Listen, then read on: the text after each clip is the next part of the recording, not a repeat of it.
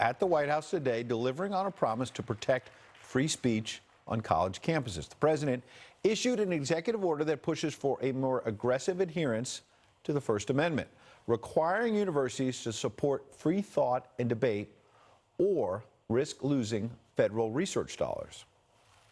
Under the guise of speech codes and safe spaces and trigger warnings, these universities have tried to restrict free thought, impose total conformity, and shut down the voices of great young Americans like those here today. It's great people. All of that change is starting right now. Here now, Cabot Phillips, Media Director for Campus Reform. He was at the White House event today. Kristen Hawkins, President of Students for Life of America. She was also there. Richard Fowler, I don't think he was there, but he's a good guy. He's a senior fellow at New Leaders Council, a Fox News contributor. Good to see you all. Thanks for having me. Richard, I know you as a fair guy. You're not against free thought on campus, are you?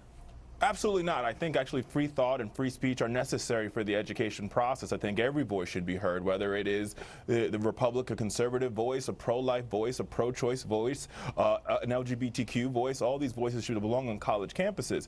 Herein lies a problem with this executive order, is that all it does is reinforce a law that's already on the books that says that you have to promote free speech at colleges to qualify for research dollars, federal research dollars.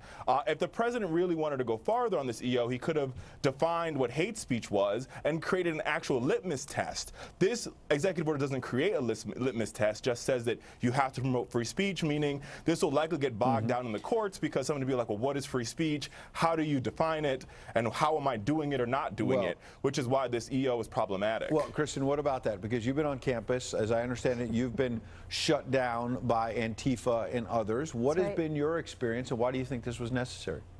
You know, I think today was a good step in the right direction because now we have the bully pulpit. You know, the President of the United States calling out these universities for the free speech suppression that goes on every day.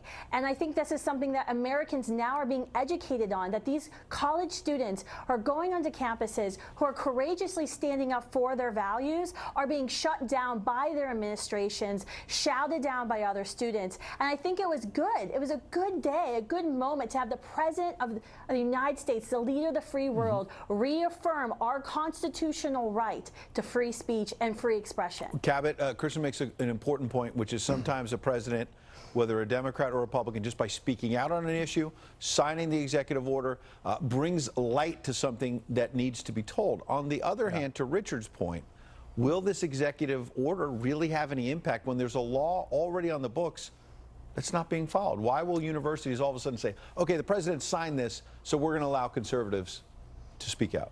Well, I think this is going to bring accountability to these universities. For too long, they've been able to operate in the dark with people not really paying attention to what's going on. And I think the president using his position to draw attention is a step in the right direction. I applaud him for doing so. And I've been on over 100 college campuses in the last 3 years with Leadership Institute's Campus Reform. I've seen students be secluded to little free speech zones on campus when they're trying to express their ideas. I've seen conservative groups lose their funding because the administration doesn't agree with their position. I've seen speakers. I've personally had to deal with suppression from administration and students. And so this is an issue that is going to continue to grow if we don't address it. I applaud the president for doing this. And also, it's going to benefit students on both sides. Liberal students will also grow from this because they're going to have more access to ideas they maybe haven't heard in class or from other speakers. They're going to be stronger because of this. This should have bipartisan support. Right. Now, Richard, you made the point a moment ago, there's already protections in place. And yet, if you look at this video, and there's been case after case where that has not actually happened. If you think about the student out west who was punched in the face. This video is disturbing. Conservative activist Hayden Williams. This was at UC Berkeley just last month in February. And as you see that video play out, it built and built and built, and finally he gets punched.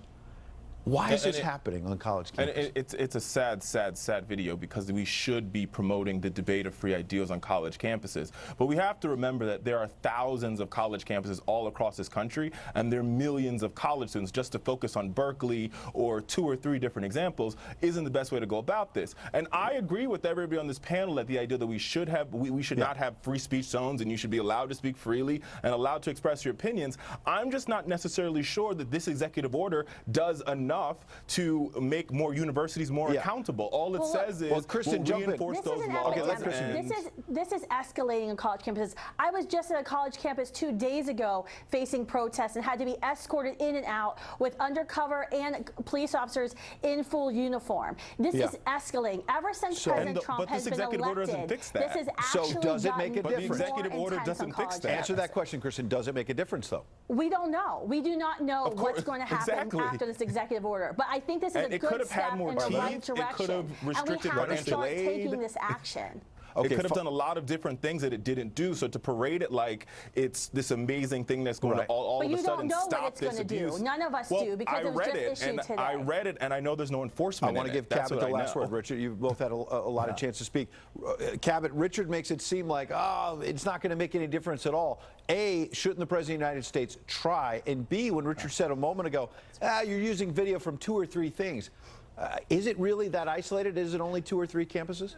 Well, last I checked, the job of the president is to first and foremost protect and defend the Constitution. And when you have billions of taxpayer dollars going towards institutions that aren't protecting the First Amendment to that Constitution, it's the president's job to step in and at least do the best he can to address that issue. And for every one student that had their story told on stage today, there are thousands of other students that thought their university was able to bully them into submission. They didn't know what their rights were. They didn't know that it was wrong for the university to deny them their rights. And this will draw attention to that, empower people who've had their rights taken from them, and it should scare them, this other side that's trying to take rights from people. Campuses. Once again, Ed, without last a point. litmus test, this EO really doesn't have the effect that people think it will have. Okay. It has to have a litmus test with clear definitions of what hate speech is and what it isn't, what free speech is and what it isn't, so people in colleges know how to act. And Well, without that in this EO, it doesn't have we'll that see power. how it plays out. But The today president was a made good promise. step in the right direction. Okay. President promised. We'll see whether freedom actually follows up. Cabot, Kristen, Richard, appreciate all your insights. Thank you. Up next, reports tonight that former Vice President Biden could be tapping a rising star in the Democratic Party